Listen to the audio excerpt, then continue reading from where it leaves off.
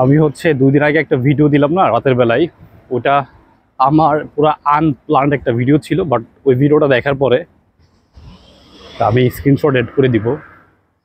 আমাকে অনেক ভাই ব্রাদার SMS করছে যে ভাই রিয়েলি, ইভেন দো অস্ট্রেলিয়া থেকে রিজেক্ট, IELTS 7.5, তারপরে কানাডা থেকে রিজেক্ট, এরকম স্টুডেন্টরা পর্যন্ত আমাকে নক দিছে যে ভাই 2 বছর, একটা বছর লাইফ থেকে হারাই ফেলছি, মানে সো ডিসঅ্যাপয়েন্টেড অ্যাকচুয়ালি।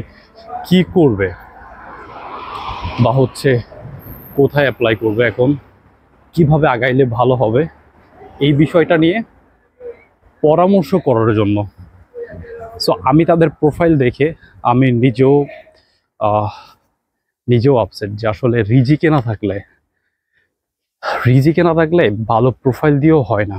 আর যেমন কানাডার যে ভাইয়াটা ছিল, ওনার যে এক্সপিরিয়েন্সটা শুনলাম ওনার সাথে কথা বলে, উনি সব কিছুর পরে একটা জিনিস রিয়েলাইজ করছে যে কানাডার মতো জায়গাতে আমার আসলে প্রথমবার এতগুলো টাকা বা প্রথমবার আমার এখানে অ্যাপ্লাই করা ঠিক হয় নাই, বিকজ অফ খুবই কম মানুষ আছে, খুবই এরকম কম লাকি পার্সন আছে যারা কানাডাতে ফার্স্ট টাইম ভিসা পেয়ে যায়। সো সে নিজে এটা ফিল করতেছিল। সো আমি তার কাটা ঘায়ে আসলে আর লবণের ছিটা দিতে চাই না, আমি কিছুই বলি নাই, কারণ আমি ভালো করে জানি যে কানাডার ভিসা পাওয়া কতটা ডিফিকাল্ট। তো ওই জিনিসটাই আপনাদের সাথে আবার একটু, মানে পুরানো কাসন্ধিটা আবার একটু ঘাটবো, যে still so many peoples are confused about selection country or university. আমি ইউনিভার্সিটি স্পেসিফিক নিয়ে এত কিছু বলবো না, বিকজ অফ এতগুলো ইউনিভার্সিটি নিয়ে বলতে গেলে আমার ভিডিওটা অনেক লং হয়ে যাবে। বাট কান্ট্রি সিলেকশনের ক্ষেত্রে আমি খুব স্পেসিফিকলি স্পষ্টভাবে আপনাদেরকে কিছু পয়েন্ট নোট আউট করে দিতে পারি। আমি মনে করি যারা আমার ভিউয়ার্স আছে, যারা আমার একদম কাছের ভাই ব্রাদার, যারা আমার ভিডিওগুলো দেখে, আমি তো প্রায় 3 বছর আগে থেকে আমি ভিডিও বানাই।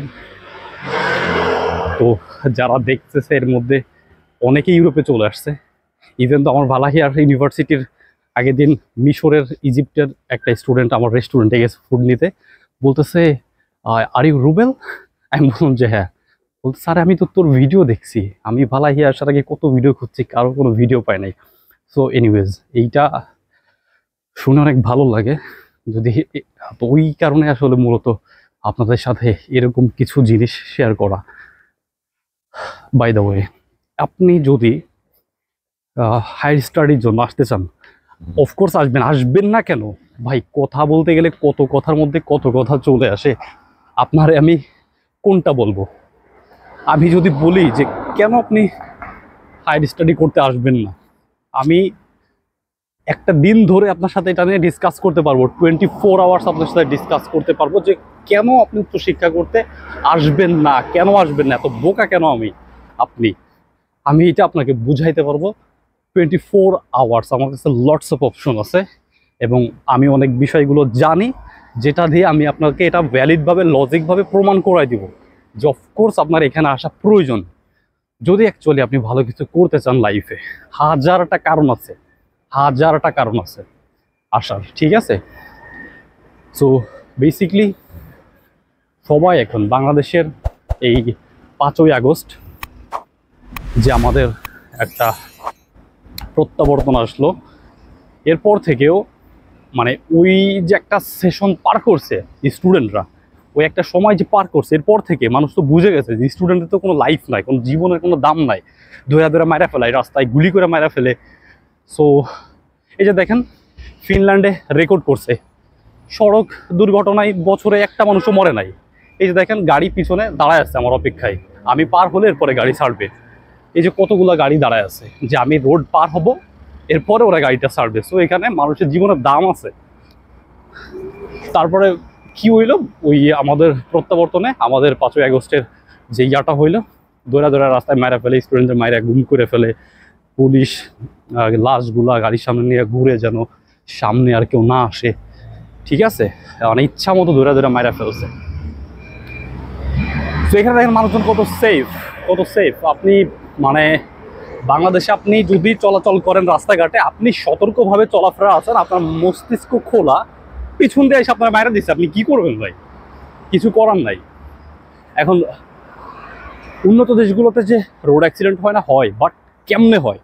কয়েকদিন আগে আপনার পর্তুগিজ ফুটবলার, নামটা ভুলে গেছি, ও কি মারা গেল না?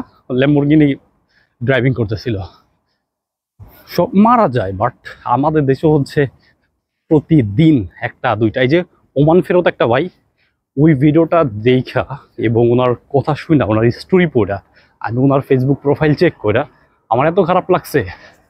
আমি জাস্ট ভাবতেছি যে আমি যখন বাংলাদেশে যাব, আমি কি আমার ফ্যামিলির আসতে বলবো কি বলবো না। কারণ আমি সাধারণত ঢাকা থেকে বাড়ি গেলে আমার আম্মু, ভাতিজা, ভাগ্নে সবাই রাস্তায় দাঁড়ায় থাকতে অপেক্ষা করে যে আমার ছেলে আসতেছে, মামা আসতেছে, আমার চাচু আসতেছে।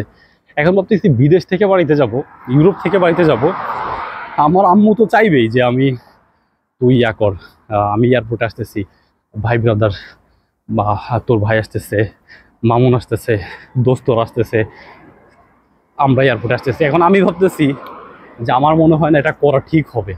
পরিবারের সবাই এক জায়গা হইলে একটা অ্যাক্সিডেন্ট ঘটতে পারে, রিজি অ্যাক্সিডেন্ট বা এইসব খারাপ দুর্ঘটনা আল্লাহর, সব কিছুই আল্লাহর হাতে। বাট ভয় লাগে। কেন ভয়টা লাগে জানেন? কারণ কোনো কিছু তো নিয়ম শৃঙ্খলার মধ্যে নাই। এই জিনিসটা হচ্ছে সব থেকে বেশি ভয় লাগে। মূল কথায় ফিরে আসি, ইউরোপে বা আমেরিকাতে, ইউরোপে বা আমেরিকাতে আপনার পড়তে আসার আমি মনে করি হাজার হাজার রিজন আছে, এবং আপনার আসা উচিত। আপনি আসলে আপনার দেশকে চিনতে পারবেন। এখন এই যে আপনি সারাদিন যে হতাশায় থাকেন যে রুবেল ভাই রাত্রে তো ঠিক মতো ঘুমও হয় না, আপনাকে কি বলতাম যে কোন কান্ট্রিতে যাব, বাজেট 5 লাখ 6 লাখ, তাও লোন করে নিয়ে আসা, ব্যাংকের স্টেটমেন্ট লাগবে 12 লাখ 14 লাখ, সেইটাও নাই। মধ্যবিত্ত ফ্যামিলি, এত টাকা কোথায় পাবো, কে দিবে? তারপরেও কথা ভাই, টাকা ম্যানেজ করলাম, তারপরেও মনে করেন টাকা ম্যানেজ করলাম, কিন্তু টাকা যদি ভাই মার যায়, যদি ভিসা না হয় ভাই, আমি চাই ভাই আমার শিওর শট, আমার শিওর একটা ভিসা হোক, আমি যেন ভাই যাইতে পারি। আমার ভাই আমার দেওয়ালে পিঠ থেকে গেছে, আমি আর থাকতে চাই না, আমি যেন অ্যাটলিস্ট যাইতে পারি। আমি শিওর শটের একটা ভিসা চাই। আমি জানি না, হইতে পারে আপনি সাইপ্রাস ফালান আমারে, বা সার্বিয়া ফালান, বা আমার মেসিডোনিয়া নিয়ে ফেলাই দেন, বা আমারে রোমেনিয়া, বুলগেরিয়া, আমার এরকম একটা কান্ট্রি নিয়ে ফালাই দেন। আমার বাজেট 5-7 লাখ টাকা এরকমের। এরপরে আরেক ধরনের টেনশন যে ভাই টাকা পয়সা মোটামুটি আছে, ব্যাকআপ দিতে পারবো, সমস্যা নাই, 15-20 লক্ষ টাকা আমার ব্যাকআপ। আমারও ভাই শিওর শট চাই, আমি অপেক্ষা করতে চাই না, ইউনিভার্সিটি একটা হলেই হবে। তারপরে কি হয়, এই সারাদিন ফেসবুকে প্রচুর গ্রুপ, এবং আমি এই প্রত্যেকটা গ্রুপকে হচ্ছে অ্যাপ্রিসিয়েট জানাই যে আমাদের বাংলাদেশি স্টুডেন্টরা, দে আর ভেরি ওয়েল এবং দে আর ভেরি ওপেন। প্রচুর ইনফরমেশন পাওয়া যায়, প্রচুর। আমি মনে করি হায়ার স্টাডি করতে গেলে আমাদের বাংলাদেশের যে বিভিন্ন দেশ ভিত্তিক গ্রুপ আছে, যেমন স্টাডি ইন ফিনল্যান্ড অথবা স্টাডি ইন রোমেনিয়া, এই টাইপের দেশভিত্তিক যে গ্রুপগুলো আছে, আমি মনে করি এর থেকে ভালো ওপেন গ্রুপ অন্যান্য দেশের জন্য নাই। ঠিক আছে, অন্যান্য স্টুডেন্ট কমিউনিটিটা করে না। সো আমরা বাংলাদেশে they are very open, we are very open, এবং আমরা এগুলো নিয়ে পুরো ওপেনলি ডিসকাস করে থাকি। আপনার এই টেনশন থেকে মুক্তি পাইতে হলে কিছু জিনিস অফকোর্স আপনাকে মাথায় আনতে হবে, এবং এই জিনিসগুলো মাথায় রেখে আপনি যদি বিচার বিশ্লেষণ করেন, তাহলে আপনি ভালো একটা কান্ট্রি চয়েস করতে পারেন। যেমন দেখেন, আমি আপনাকে একটা এক্সাম্পল দিয়ে বলি। আপনার স্টাডি গ্যাপ, তারপরে আপনি যাচ্ছেন মোটামুটি একটা শিওর শট, আবার চাইতেছেন ইন্ডিয়াতে এম্বাসি ফেস করতে যাবেন না, তাহলে কোনটা হবে? আমি এক কথায় বলে দিব যে আপনার জন্য সাইপ্রাস হবে, Greek cypress.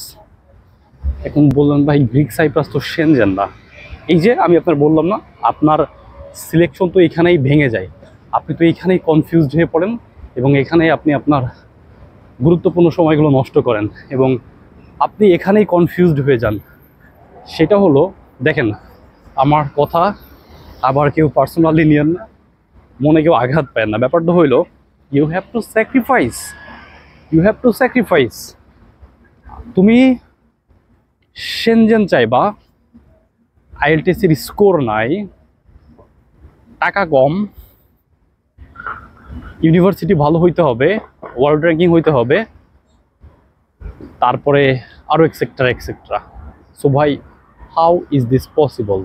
You have to sacrifice, you make sure your priority. শুধু একটাবার ভাবো না যে what is my first priority, actually আমি চাইটা কি, আমি কি চাই। লেটস থিঙ্ক, রাতের বেলায় শুয়ে শুয়ে চিন্তা করো যে আমি কি চাই। আসলেই কি আমার ভালো ইউনিভার্সিটিতে অ্যাডমিশন লাগবে? Yes or no? Let's think.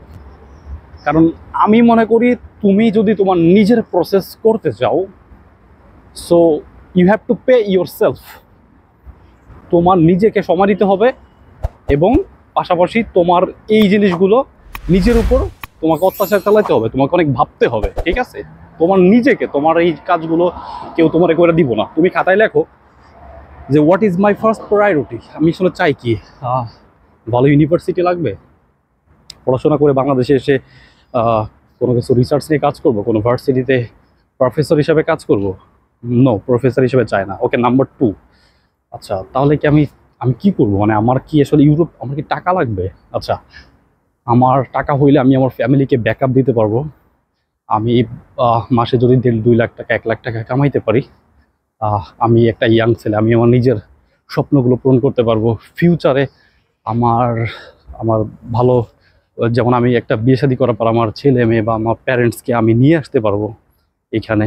So actually আমি চাইটা কি, ভালো ইউনিভার্সিটিতে অ্যাডমিশন চাই, নাকি কোনো একটা ইউনিভার্সিটিতে অ্যাডমিশন হলেই মোটামুটি আমার যাইতে পারলে হয়েছে, আপাতত অ্যাডমিশনটা কনফার্ম করতে পারলে হয়েছে? আমি অ্যাকচুয়ালি চাইটা কি? ওকে ফাইন, আমি চাই সিটিজেনশিপ। না, আমি তো এটাও চাই না, সিটিজেনশিপও চাই না, আমি তো চাই জার্মানি। কিন্তু জার্মানি তো অ্যাপ্লাই করলে ভাই আমার 2 ইয়ার্সের মতো আমার waiting period, embassy appointment. So it's really very difficult 2 বছর ওয়েট করা। আমার জীবন থেকে 2টা বছর হয়ে যাবে, আই ডোন্ট নো যে আমি 2 বছর বাঁচবো কিনা, আমার সাথে কি হবে, আমার ফান্ডিং থাকবে কিনা, আমার প্যারেন্টস তখন জীবিত থাকবে কিনা, তারা আমাকে দেখে যেতে পারবে কিনা। So I don't know. So actually what I want, আমি চাইটা কি, আমার লাগবেটা কি? সো লেটস, ভাই ব্রাদার যারা ভিডিওটা দেখতেছেন, আমি আপনাদেরকে একদম ডিপলি বোঝানোর চেষ্টা করি। সেটা হচ্ছে, প্লিজ আপনি চিন্তা করেন, আপনার প্রায়োরিটি মেক শিওর করেন, আপনার প্রায়োরিটি মেক শিওর করেন। সবারই একটা প্রায়োরিটি থাকে এবং প্রত্যেকটা জিনিসের মধ্যে আপনি খুঁজলে একটা প্রায়োরিটি পাবেন। সো আমি বলবো ওই জিনিসটা আপনি একটু খুঁজে বের করেন এবং আই হোপ যে আপনি যদি এই প্রায়োরিটি জিনিসটা খুঁজে বের করেন, আপনাকে কখনো হতাশ করবে না, বিকজ অফ আপনি স্যাটিসফাইড থাকবেন। দেখেন, আমি একটা জিনিস আপনাকে এক্সাম্পল দিই। রোমানিয়াতে আসছিলাম 2 বছর আগে, একসাথে অনেক মানুষ। আমার তো প্ল্যান নাই যে রোমানিয়া থেকে আমি চলে যাব, right? So I am satisfied here. আমার প্ল্যান নাই যে আমি চলে যাব, সো আমি এখানে সুখী আছি। কিন্তু কিছু মানুষ দেখতাম আসার পর থেকেই কাটা ছাগলের মতো সবসময় ছটফট করতো যে Spain, Portugal, Italy, German, France. Still after 2 years, 2 বছর পরে তারা এখনো ওই কাটা ছাগলের মতোই ছটফট করতেছে এবং তারা ডিসিশন নিতে পারে না যে অ্যাকচুয়ালি তারা কোথায় যাবে। সো আমার মতে আপনারা যদি এরকম করেন, এত কনফিউজড হয়ে যান জীবন নিয়ে, তাহলে তো হবে না, আগাইতে পারবেন না, বিকজ অফ আপনি অনেক পিছনে পড়ে আছেন এবং আপনার চিন্তাধারা খুবই বাজে। আপনার ডিসিশনের কোনো, মানে ডিসিশনের যে একটা ইয়া থাকে, মানে কি বলবো, নার্ভ থাকে, আপনার মনে হয় ওইটাও নাই। কারণ আপনি ডিসাইড করতে পারেন না, লাস্ট 2 ইয়ার্সে আপনি ঠিক করতে পারেন নাই কোথায় যাবেন, ইভেন দো আপনি স্টিল কনফিউজড। তো আপনি যদি আপনার জীবন থেকে 2টা বছর শুধুমাত্র স্পেন যাবেন, জার্মানি যাবেন নাকি ইটালি যাবেন, এটা হারাই ফেলেন, সো ভাই আমি মনে করি আপনি একজন স্টুডেন্ট হিসেবে আপনার মাথাটা কই, আপনার ব্রেনটা কই? হাঁটুর নিচে, সিরিয়াসলি হাঁটুর নিচে। আপনার আপনার মানে চিন্তা ভাবনার যে একটা ইয়াটা, সেটা কই আপনার হাঁটুর নিচে মনে হয়। কারণ ভাই, আপনি একটু নিজেকে নিয়ে চিন্তা করেন যে অ্যাকচুয়ালি আমি চাই কি, মনের ভাব প্রকাশ করেন। আপনি যদি চিন্তা করেন, আরে মাদারীপুরের সকল মানুষ, মাদারীপুরের সকল মানুষ ইটালিতে, আমি রোমানিয়া পড়ে থাকবো। সিলেটের সকল মানুষ লন্ডনে, আমি রোমানিয়া পড়ে থাকবো। এটা কি হয় ভাই?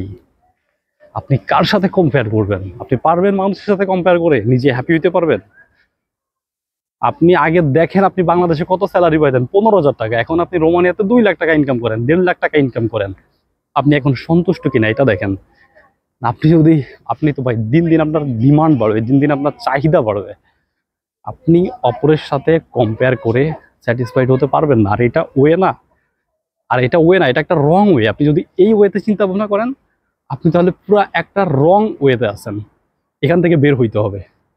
Back to the point, back to the point, যেটা বলতেছিলাম ভার্সিটি সিলেকশনের ক্ষেত্রে বা কান্ট্রি সিলেকশনের ক্ষেত্রে, back to the point. So ওইটাই আপনি চিন্তা করবেন যেমন লাগবেটা কি। আচ্ছা, এই যে জার্মানি যাবেন, জার্মানিতে মানুষজন হচ্ছে বাংলাদেশ থেকে 2 বছরের অ্যাপয়েন্টমেন্ট। কেন?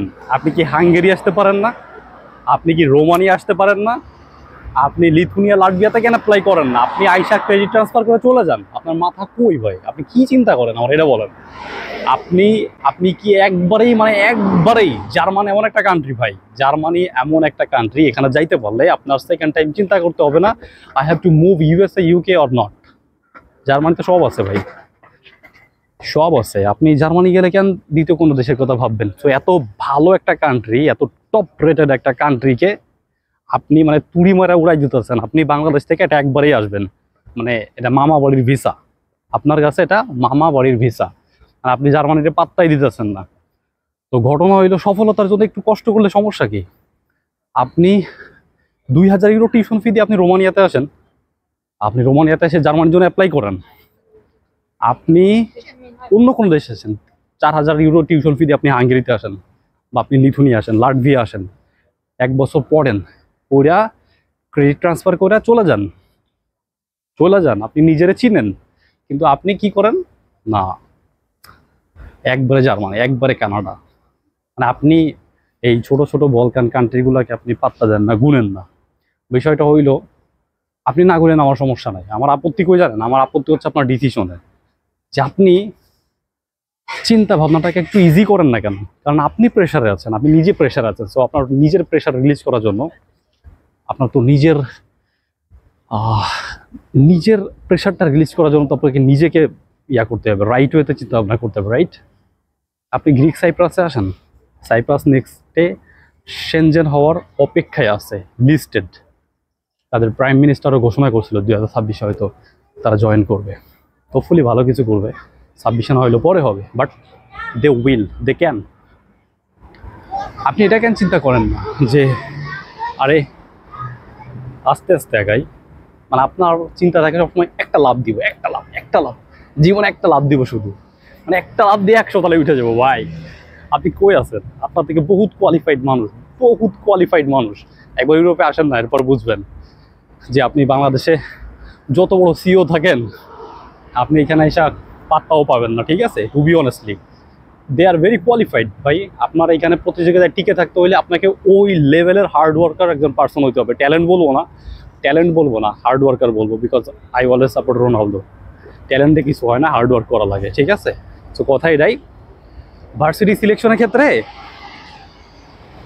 আবারও বলি, ভার্সিটি সিলেকশনের ক্ষেত্রে সবসময় মাথায় রাখবেন আপনার লাস্ট ডেস্টিনেশন। আপনার যদি ড্রিম কান্ট্রি জার্মান হয়, আপনার যদি ড্রিম কান্ট্রি ইউএসএ হয়, ইউকে হয়, কেন রোমানিয়া থেকে ইউএসএতে মানুষ যায় নাই? যায় নাই, গেছে। রোমানিয়া থেকে এবার ইটালিতে ভিসা রেশিও কত জানেন? 100%। কোনো একটা পার্সন রোমানিয়া থেকে এবার রিজেক্ট হয় নাই। যারা ইতালির জন্য অ্যাপ্লাই করছে, ভাই ইন্টারমিডিয়েট কমপ্লিট করছে, তার কি এমওআই থাকার কথা? যে অনার্স করে 4 বছরের, তার থেকে এমওআই, মিডিয়াম অফ ইন্সট্রাকশন, তাও পাবলিক ইউনিভার্সিটির এমওআই এর একটা ভ্যালু থাকে, প্রাইভেটেরটার ভ্যালু থাকে। ন্যাশনালে যারা পড়ে তাদের এমও এর কোনো ওই তেমন ভ্যালু থাকে না। ভাই সে তো অনার্সই করে নাই, ইন্টারমিডিয়েট করছে, সে একটা ফেক এমওআই বানাই দিছে, তাও ইটালির ভিসা হতে। শুধু অ্যাডমিশন হয় না, আমি বলতেছি ভিসা হয়ে গেছে। আজকে এম্বাসিতে ফাইল সাবমিট করছে, 3 দিনের মধ্যে ভিসা হয়েছে। ভাই তাইলে why not Romania, why not Bulgaria, why not Cyprus, why not Hungary, একবারেই কেন জার্মান যাওয়া লাগবে? আমার কথা হইতাছে এটাই, আপনার জীবনে আপনি অনেক ছোট ছিলেন না, একটা সময় হাঁটতে পারতেন না, ধীরে ধীরে আগাইছেন না, আপনার একবারে এখন কেন এত বড় জাম দেওয়া লাগবে? এখন কি একটু ধীরে আগানো যায় না? এখন কি যদি আপনি শতভাগ অ্যাডমিশন শিওর করে আপনি কি এখন আশেপাশে আসতে পারেন না? আপনি বলকাল কান্ট্রিতে ঢুকে পড়েন, আপনি অ্যাডমিশন নিয়ে আসেন, আপনি লিগালি যাবেন। আমি আপনার বলতেছি না যে আপনি রোমানিয়া আসলে পালায়া ইটালি যাবেন, পালায়া ইউএসএ যাবেন, পালায়া জার্মানি যাবেন, নো, কোনো দরকার নাই। আপনার যদি স্টুডেন্ট হয়ে থাকেন, আপনার মাথায় যদি সাধারণত একটু বুদ্ধি থাকে, আপনি এখান থেকে অ্যাডমিশন নিয়ে বের হইতে পারবেন খুব ইজিলি। অনেক কথা বললাম, অনেক। তো সব কথার এক কথাই, যদি একবারে না হয়, let's make a plan very slowly. আপনি আসেন, অ্যাডমিশন নিয়ে চলে আসেন, আসার পরে এখান থেকে অ্যাপ্লাই করে আপনি চলে যান, এবং আপনি সেটা পারবেন। আপনি সেটা পারবেন এবং এটা পসিবল, এটা ওয়ে আছে, এটা রাস্তা আছে। এটা হয়তো অনেকে এরকমের রিভিল করে না, মানুষ জানে না, এই জন্য আর কি। কিন্তু আপনি একবার যদি চলে আসেন ইউরোপে, আপনার জন্য অনেক অনেক অপরচুনিটি আছে। যদি আপনার সৎ ইচ্ছা থাকে, আপনি ট্রাই করেন, অফকোর্স পারবেন। এটাই। নেক্সট আর একটা ভিডিওতে কথা হবে। আজকের মতো রাখি, আল্লাহ হাফেজ।